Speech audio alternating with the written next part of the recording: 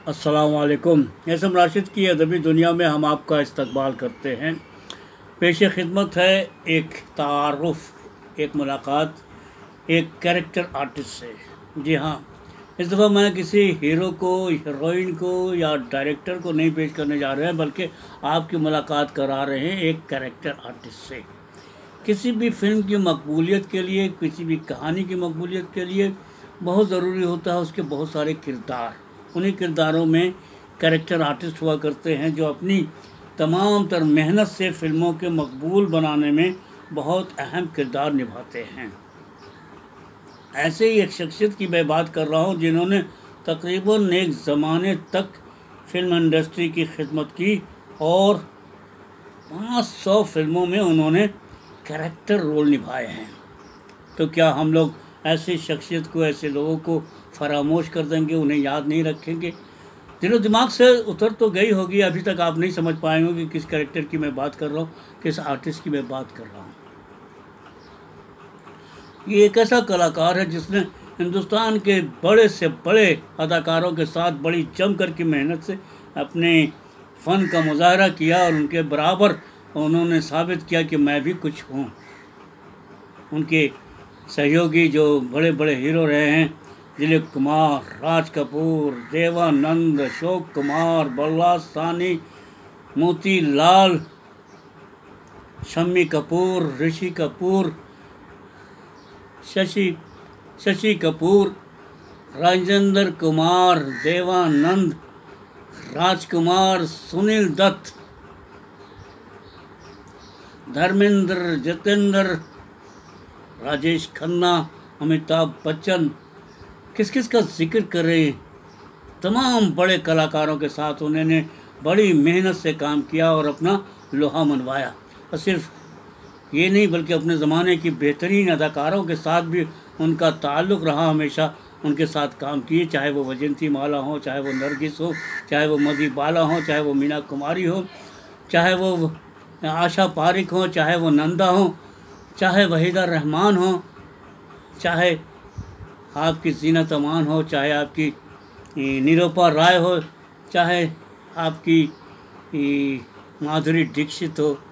मतलब पुराने ज़माने से लेकर नए ज़माने तक उन्होंने तमाम फ़नकारों के साथ बहुत ही जमकर काम किया और सबके दिलों पर हमेशा राज करते रहे। बहुत मुखलिस इंसान थे और अपनी मोहब्बत और इनायत सब पे निछावर करते थे, हंसमुख इंसान। जी हाँ, मैं बात कर रहा हूँ हम सबके जाने पहचाने हुए कैरेक्टर आर्टिस्ट जनाब नज़ीर हुसैन साहब की। तो आइए नज़ीर हुसैन साहब से मिलते चलते हैं और उनके बारे में कुछ जानने की कोशिश करते हैं, उन तक पहुंचने की कोशिश करते हैं। आपका जन्म सन 1922 ईस्वी में, जब ब्रिटिश इंडिया की हुकूमत थी, तब एक सूबा गाज़ीपुर में था। गाज़ीपुर सूबा में एक गांव हुआ करता था, अभी भी है, उसियाँ।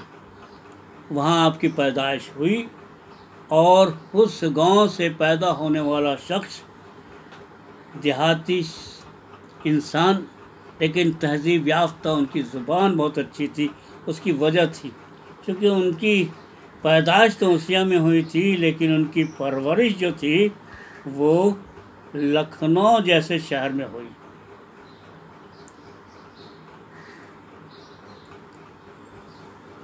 नज़ीर हुसैन के वालिद यानी के पिता का नाम था शहबजाद खान। शहबजाद खान उनके वालिद का नाम था। आप रेलवे में गार्ड की हैसियत से काम करते थे और आप नज़ीर हुसैन की जवानी जो है वो लखनऊ में गुजरी, इसलिए उनकी ज़ुबान पर उर्दू अल्फाज और हिंदी अल्फाज के बहुत ही शानदार जो है तलफ़ुज़ आपके सामने फ़िल्मों में नज़र आता है। वो ख़ुद भी एक ज़माने में रेलवे में ही एज ए फायरमैन काम करने कुछ दिन तक उन्होंने काम किया। फिर उन्होंने ब्रिटिश आर्मी को ज्वाइन कर लिया। सेकंड वर्ल्ड वार में आपकी पोस्टिंग जो है वो सिंगापुर और मलेशिया में की गई थी। वहाँ आप अरेस्ट हुए और वहाँ पे एज ए जंगी कैदी आपने गुजारा, और फिर गंदी गुजरने के बाद जब वापस आए तो आप सुभाष चंद्र बोस से बहुत ही इन्फ्लुएंस हुए। उनकी आज़ाद फौज हुआ करती थी जिसे INA इंडियन नेशनल आर्मी भी कहते हैं। आपने सुभाष चंद्र बोस को ज्वाइन कर लिया और फ्रीडम फाइटर में और की हैसियत से आपने काम अंजाम दिए, और अपनी ज़िंदगी के आखिरी लम्हे तक आपको as a freedom fighter railway की तरफ से फ्री पास आपको हमेशा दस्तयाब रहे, और ये आपके लिए एक एजाज़ का सा। आपने मुल्क की खिदमत की, आपने आर्ट की खिदमत की।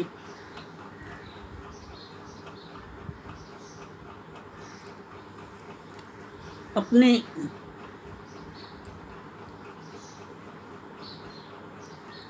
ज़िंदगी के उतार चढ़ाव में INA के बाद उन्हें बहुत सी दिक्कतों का सामना करना पड़ा। काम की तलाश में इधर उधर भटकते रहे। कुछ समझ में नहीं आया तो उन्होंने ड्रामा में काम करना शुरू कर दिया।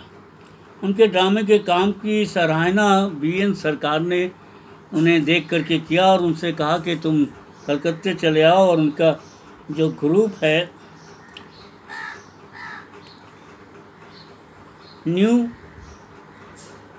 थिएटर्स, तो वहाँ आकर के कलकत्ते में आपने उनके थिएटर्स में काम करना शुरू कर दिया, और कई ड्रामे आपने कलकत्ते में पेश किए, और उनके परफॉर्मेंस से बहुत ही खुश थे BN सरकार।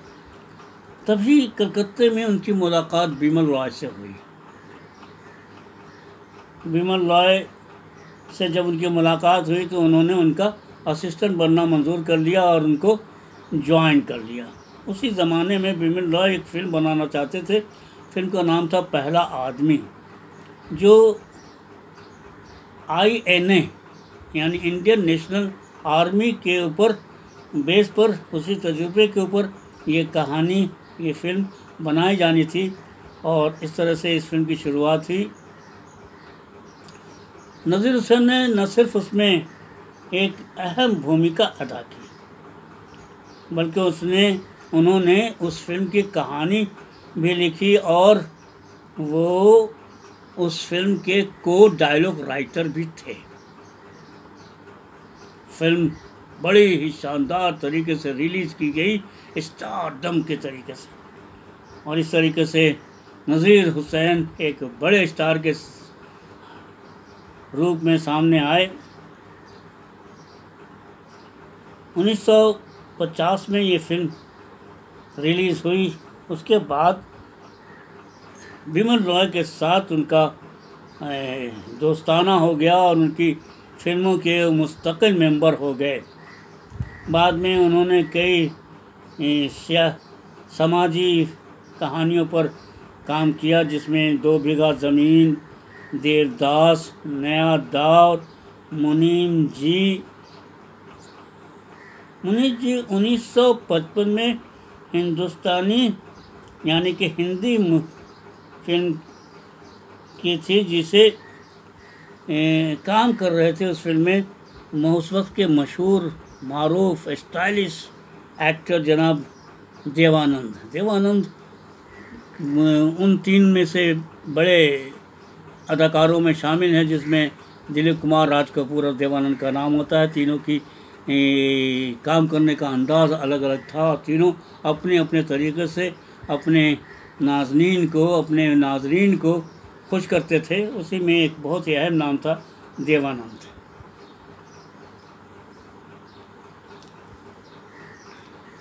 बाद में मुनीम की कहानी का आइडिया वो रंजन का था, और इस फिल्म की स्क्रीन प्ले और डायलॉग नज़ीर हुसैन ने तैयार किए थे।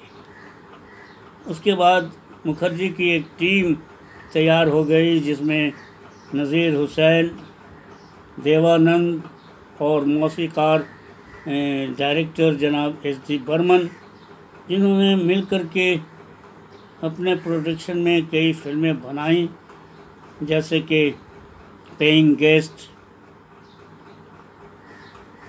1957 में मैं सुंदर हूँ, 1971 में बॉलीवुड ड्रामा फुल,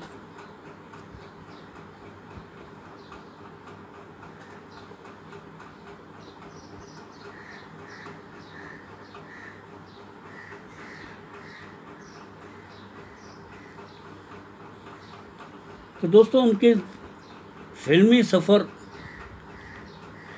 इस तरीके से शुरू हुई और उस वक्त के तमाम बड़े डायरेक्टरों के साथ उन्होंने काम किया, चाहे महबूब खान हो, चाहे राज कपूर हो, चाहे ऋषिकेश मुखर्जी हो, चाहे चेतन आनंद हो।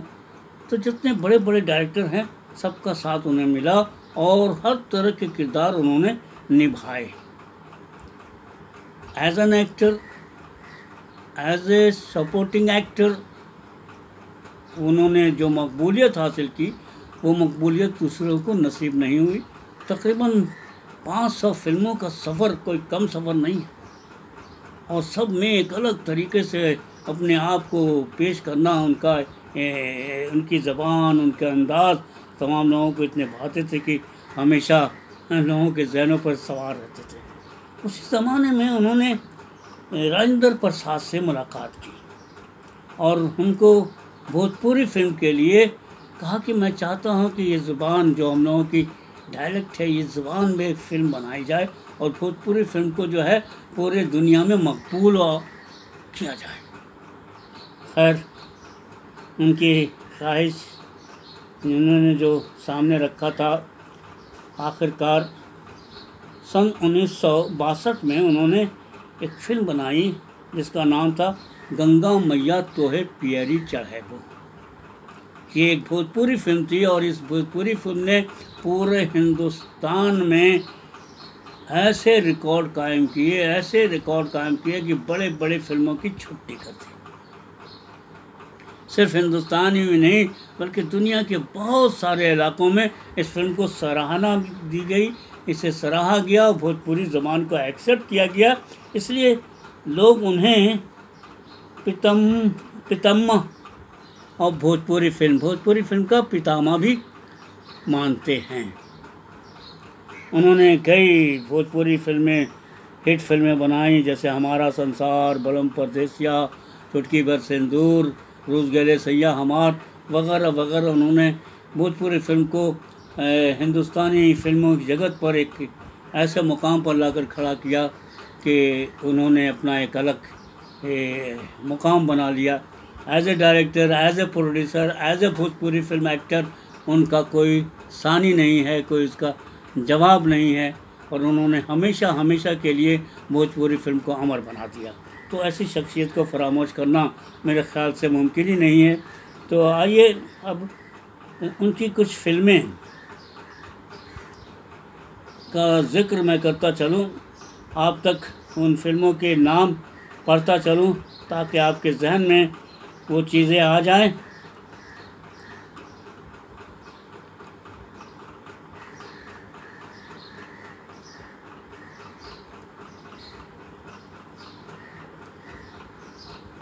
जैसे प्रणीता, द फाइनेंस, जीवन ज्योति, 2 बीघा ज़मीन, समाज, दरवाज़ा, बाप बेटी, देवदास, बंदिश,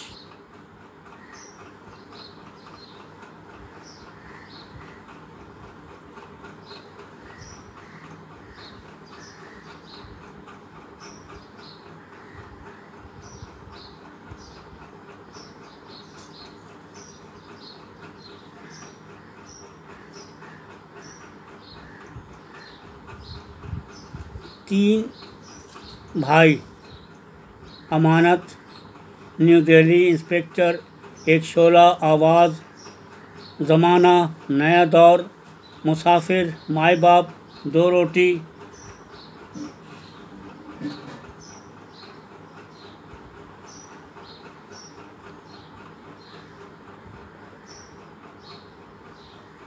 यहूदी, रागनी, परवरिश, पंचायत, काला पानी, आखिरी दौ, रात की राही, नई राहें, मैं नशे में हूँ, कन्हैया, कंगन, इंसान जाग उठा,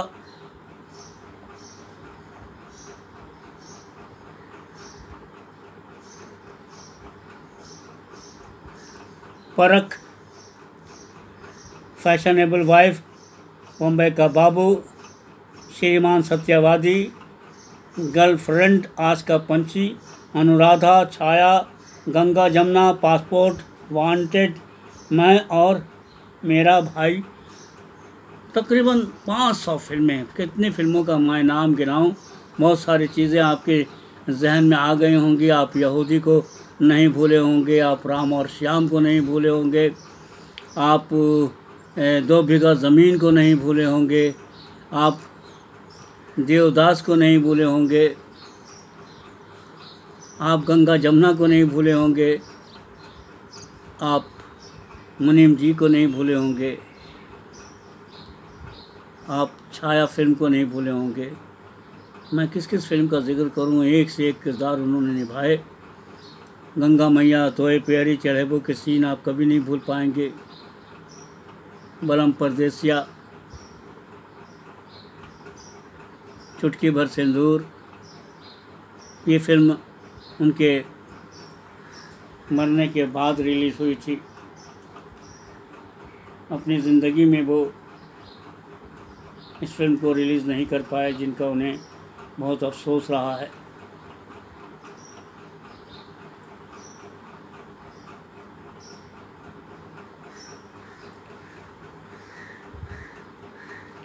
आपकी मौत जो है 16 अक्टूबर 1987 ईस्वी को, जब आप सिर्फ 65 बरस के थे, बॉम्बे में हुआ।